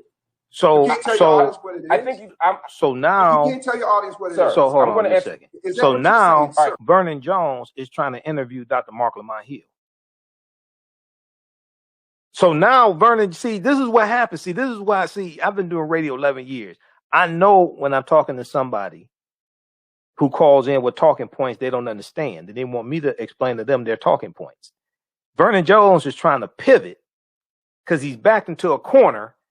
Now he wants Dr. Marc Lamont Hill to explain critical race theory, but Vernon Jones came on the show to explain why he's going to ban critical race theory if he becomes governor, but he can't explain to you exactly what it is. So now he wants to pivot and put the onus on Dr. Marc Lamont Hill to explain Vernon Jones' own point. Because he has no clue what critical race theory is. Just like a lot of Republicans can't tell you what critical race theory is. Let's go back to this clip. In order, you tell me you can't tell your audience. In order for us to have a conversation, we can't talk over each other, brother. I'm happy to answer your question, but I want to finish my question on my show. So what I'm saying is, on day one, you've made a statement that on day one, you're going to have an executive order to ban something, and you have yet to define what the thing is you're going to ban. I'm happy to answer it. I happen to have expertise in this area, but I would think because you are going to make you're going to make as an executive order a ban of something. I would think that you would have a definition of it. You told me what it does. You mentioned Christopher Columbus, which has nothing to do with critical race theory. Critical race theory. You asked me to answer your question. There's plenty of time. We can go 3 segments. We got all night, so we'll have all the time in the world, brother. I do want to answer. I didn't ask you for an editorial. I asked you to answer, and you went through editorial. Now, let me say this. First of all, so I'm on your show. So critical race theory. I didn't ask to be on your show. Let's be clear. Now, I'll let you talk and allow me to talk. You dial into me and ask me but you have to answer on the your question. show. You're not correct. So don't pull that card that this is your show, because I got drafted. I didn't try for your team. You asked me to come on your show, so let's be clear about it. Effectively, you have not answered what is the critical race theory, because no matter what I said, I told you I was banning it. That's it. Now you tell me what it is. Tell me, since you're the expert. Sure. Because you be so-called experts. Did you write? So let me just pause it right here. See, this is a trick that Republicans use. Okay.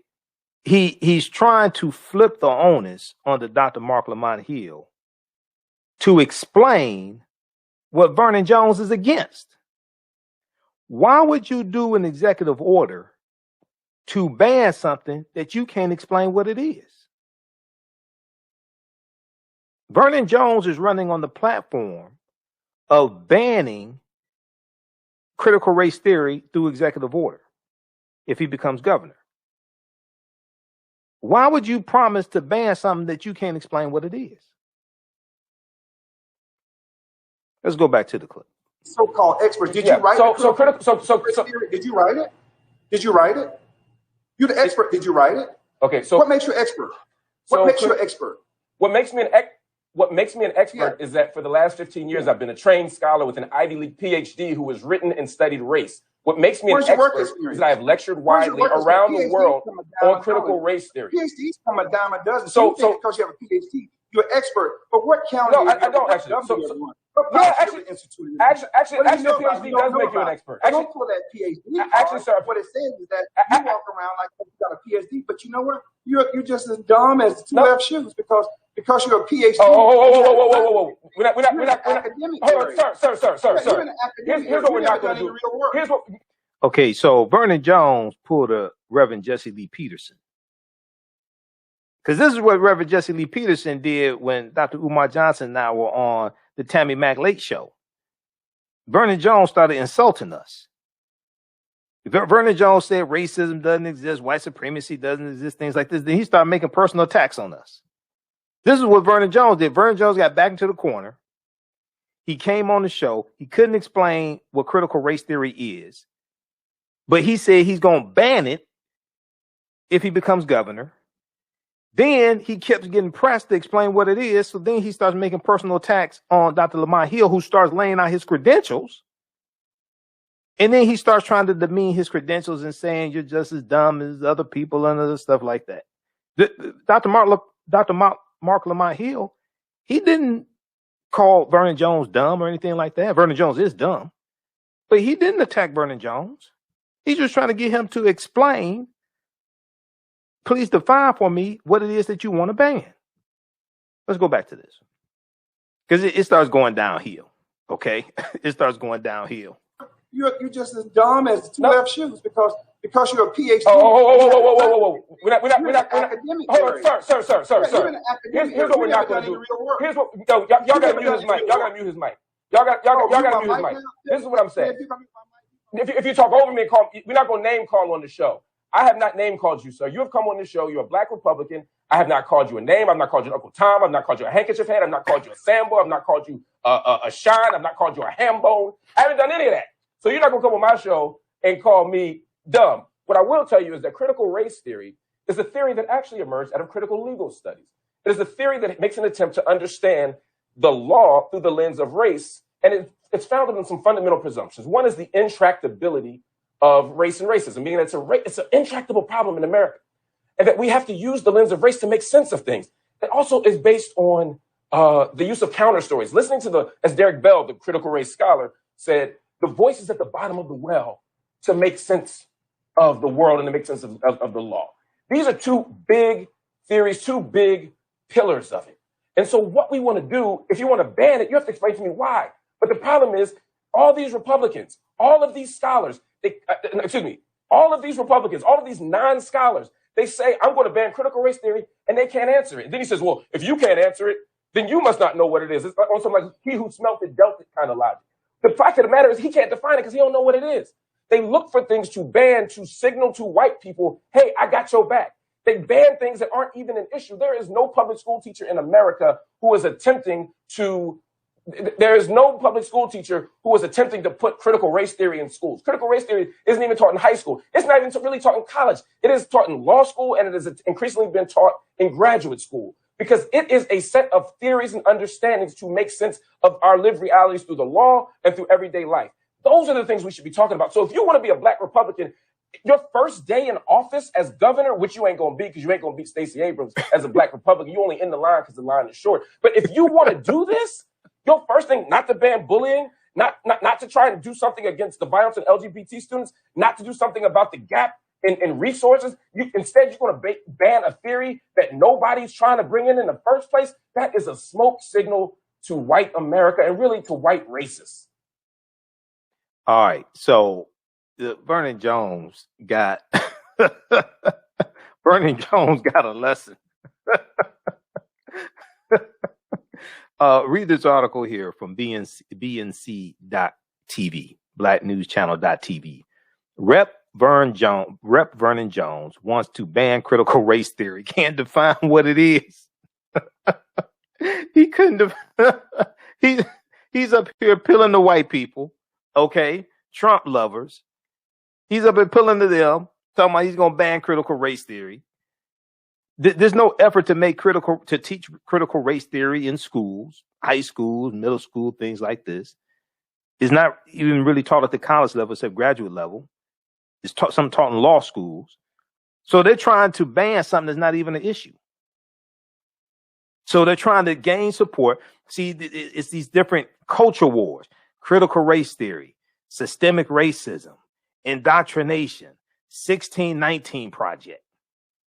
Republicans trying to galvanize support around this. America's not a racist country. See the whole thing, a lot of this around America's not a racist country is attacking the 1619 Project, which centers the origins of this country around 1619 and around slavery. Well, Republicans don't want to deal with slavery. They don't want to deal with systemic racism. Okay?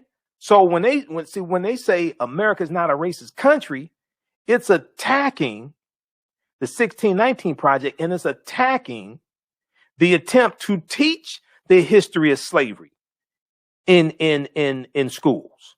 Okay? Because this is what, when you go look at, there's an article from USA Today. There's various, in various state legislatures, they are attacking the attempt to even more correctly teach the history of slavery. There was one from USA Today. I'm going to pull this up here. You've seen me talk about this before. And this deals with a number of states. Let's see. Which one is this here?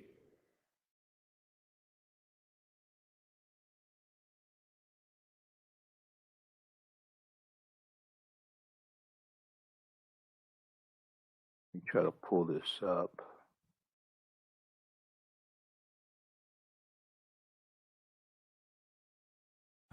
But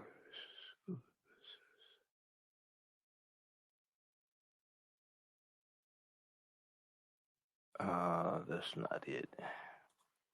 Just 1 second. So there's one from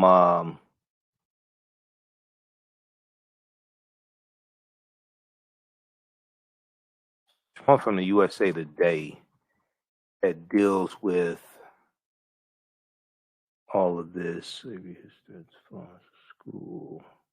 I think it's this one right here. Yeah. Let's look at this one. This is from February. I've talked about it before. All this is tied together. Republican state lawmakers want to punish schools that teach the 1619 Project. Now, this is from February 10th, 2021. Republican state lawmakers want to punish schools that teach the 1619 Project. This is from February 10th, 2021. Okay.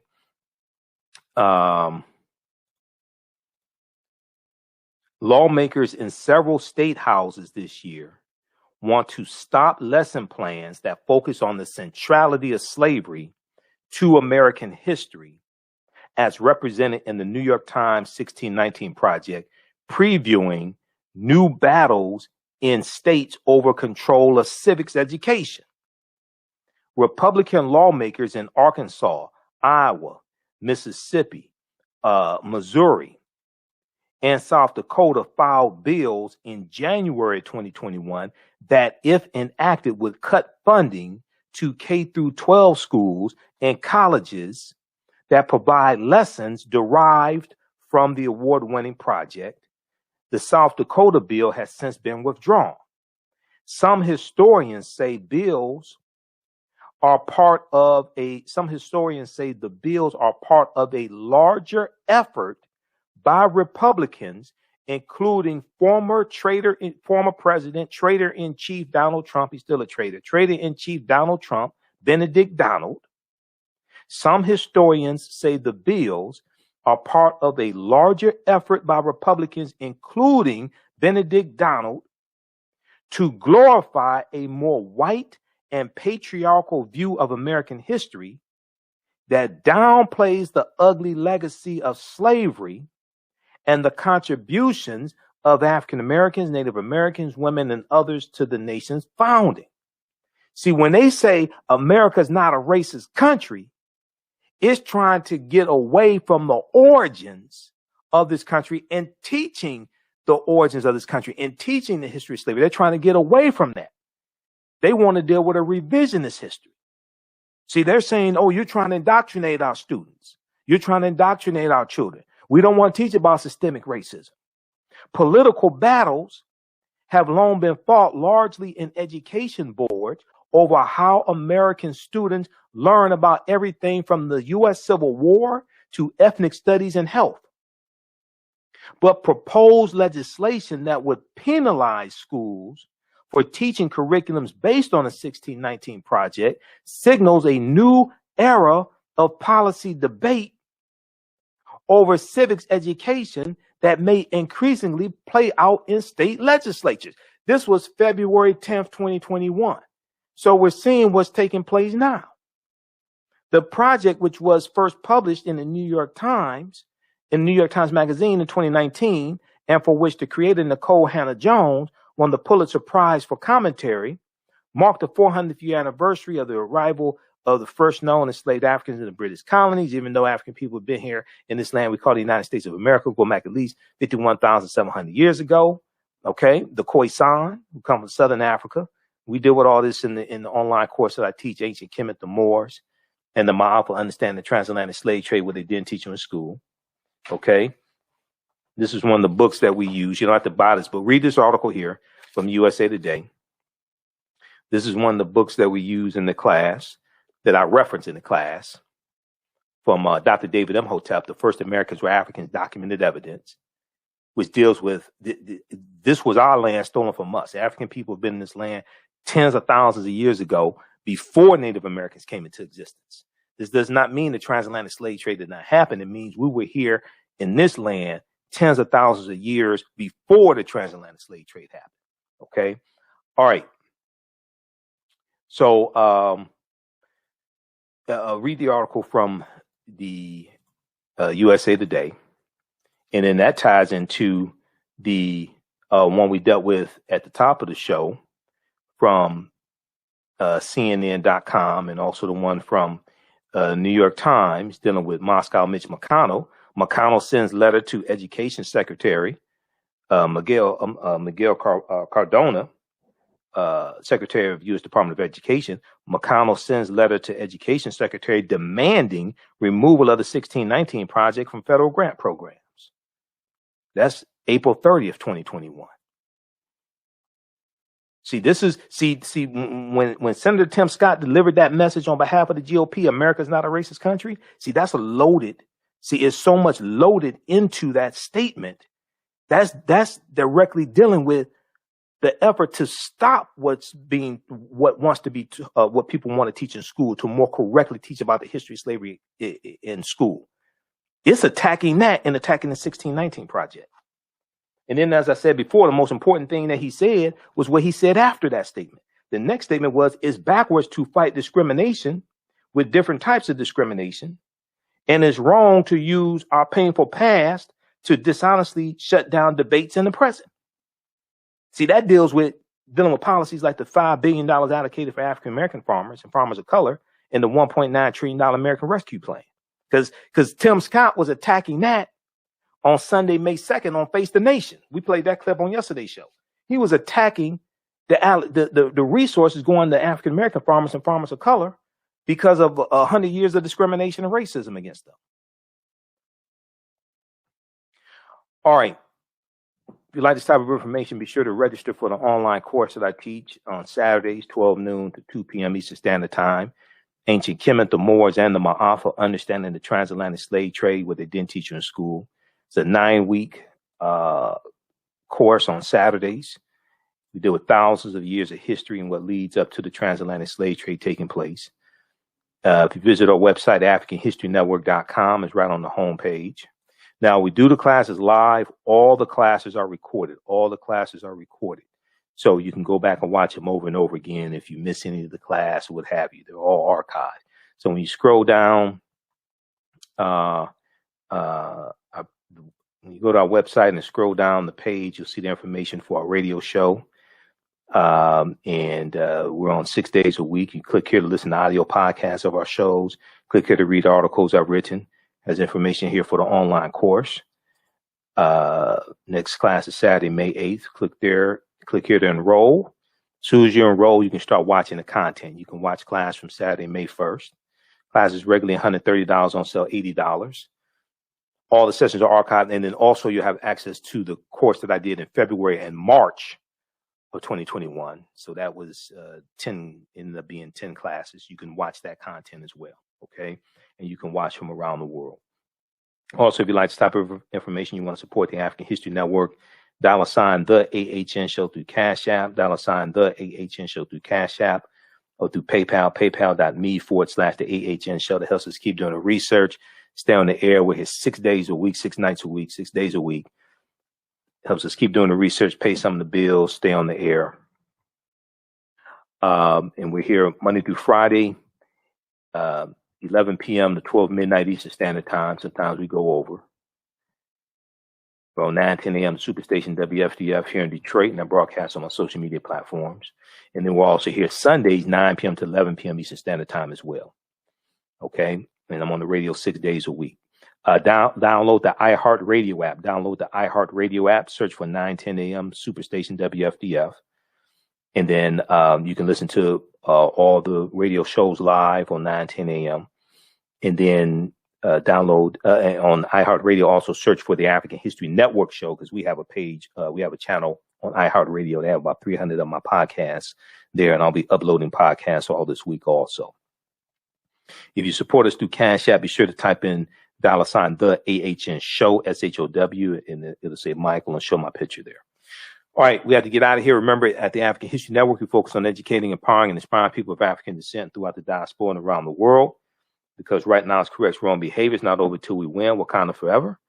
And also email us at AHNshow at African History Network, AfricanHistoryNetwork.com if you want to advertise with the African History Network as well. All right, talk to you tomorrow. Peace. Digital Dandelion's Technical Solutions works with businesses like yours to create an operations manual for your business, which is something many businesses don't have.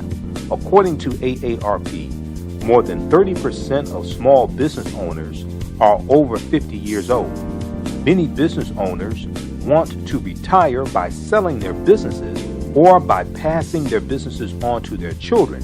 However, according to Forbes Investment Advisors, many retiring owners' attempts to sell their businesses for retirement fail. You cannot sell your business without a business manual. Your children also cannot inherit your business because there is no way to run it. Your business does not have to die when you leave. Their business Bible products will give you the tools you need for a thriving business that can make you money even after you retire. Are you looking at increasing your business's annual revenue? Digital Dandelions can help you make at least $100,000 in annual revenue and expand your business. Speak with them today about solidifying your business. Visit digitaldandelions.com today and get a free 30-minute consultation.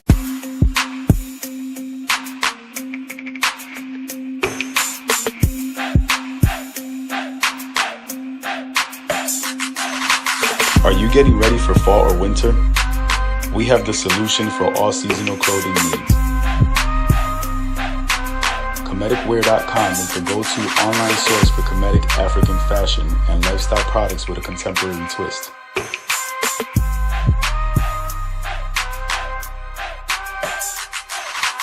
We're committed to offering unique styles reflecting our African heritage.